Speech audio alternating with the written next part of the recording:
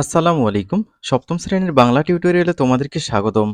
এই ভিডিওতে আমরা পিরামিড রচনার লেখা নিয়ে মতামত যে ছকটি দেওয়া আছে, এই ছকের বাকি দুটো ঘর পূরণ করব। তো কি বলা হয়েছে একটু পড়া যাক। পিরামিড রচনাটির যেসব বক্তব্য নিয়ে তোমার মতামত রয়েছে বা মনে প্রশ্ন জেগেছে তার নিচের ছকে লেখো। বোঝার সুবিধার জন্য দুটি নমুনা দেওয়া হলো। তো শিক্ষার্থীরা, তোমরা যারা এখনো চ্যানেলটি সাবস্ক্রাইব করো নাই, চ্যানেলটি সাবস্ক্রাইব করবে পরবর্তী ভিডিওগুলো পাওয়ার জন্য। 1 নম্বর ছিল, এ তিনটে পিরামিড পৃথিবীর সবচেয়ে পুরনো কীর্তিস্তম্ভ। আমার মতামত ও জিজ্ঞাসা, এ তথ্যটি সঠিক কিনা যাচাই করতে হবে।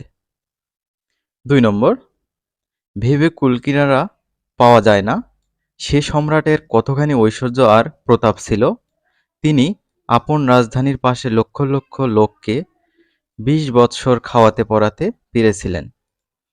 তো এখানে লেখা হয়েছে, শুনেছি আগেকার রাজা-বাদশারা জোর করে বিভিন্ন জায়গা থেকে লোকজন ধরে এনে দাস হিসেবে কাজ করাতো, যা অত্যন্ত অমানবিক ছিল।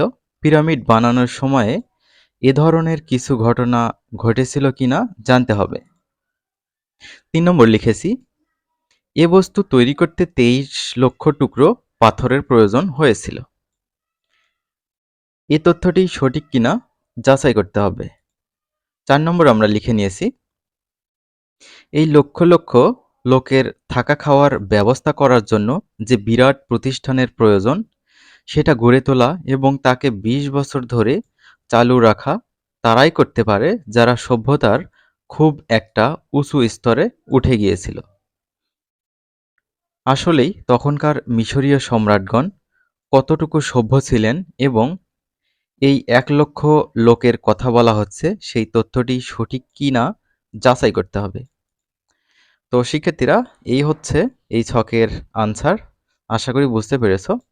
আমরা পরবর্তী ভিডিওতে পরবর্তীতে যে ছক বা প্রশ্নগুলো পাবো সেগুলো নিয়েই হাজির হব।